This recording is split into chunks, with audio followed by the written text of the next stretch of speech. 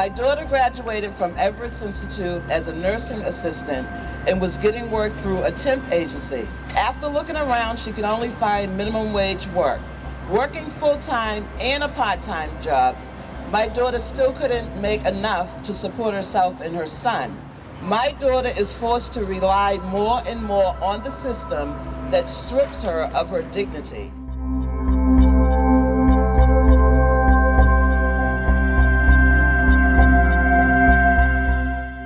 This map shows what the United States would look like if the distribution of land were the same as the distribution of wealth.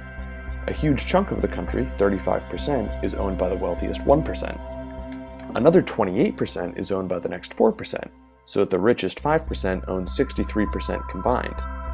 The top 10% combined own 3/4 of the country, everything from Massachusetts to Nevada on our map. The next 10% own half of what remains, California and Nevada here. And the 80% of Americans with the least own only 11% of the wealth, the tiny chunk of the Pacific Northwest in Oregon and Washington. The bottom 40%, by the way, own almost exactly 0% of the wealth, due to high debt. This chart from the Wall Street Journal shows how family incomes have changed over the last decade.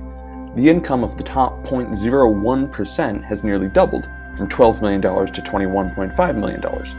The rest of the top 10% have seen small and medium increases. But look at the bars all the way on the left. The other 90% of Americans, over 282 million people, have seen their average family income decrease by over 10%, adjusted for inflation, even as the incomes of the wealthiest have skyrocketed. The decreasing value of the minimum wage is part of the reason why. As inflation continues and prices increase, the real value of the minimum wage, how much you can actually buy with it, has consistently gone down. If we don't increase the minimum wage now, its value will drop to a historic low over the next decade.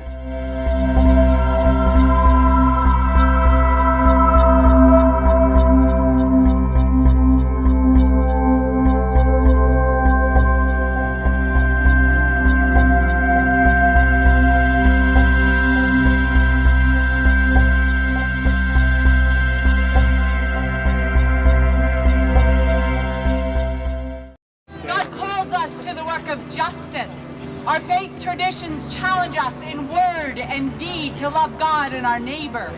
The Prophet Muhammad said, "None of you has faith unless you love for your brother what you love for yourself." While Jesus announced, "The Spirit of the Lord is upon me because He has anointed me to bring good news to the poor." The prophet Jeremiah proclaimed, "Woe to him who builds his house by unrighteousness and his upper rooms by injustice, who makes his neighbors work for nothing and does not give them their wages."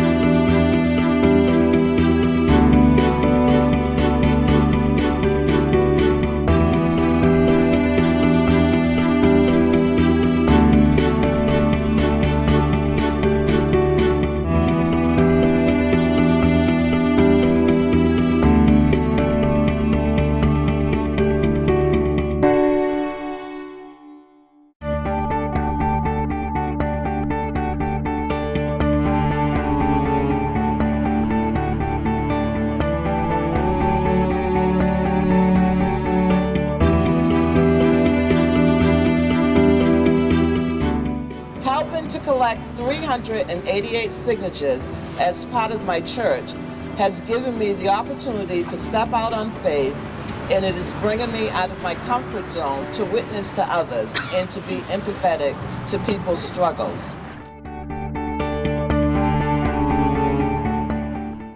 Like our sisters and brothers in Jewish, Protestant, Roman Catholic, and Muslim faith communities across the state, we collected signatures because our faith calls us to engage God's holy work of justice.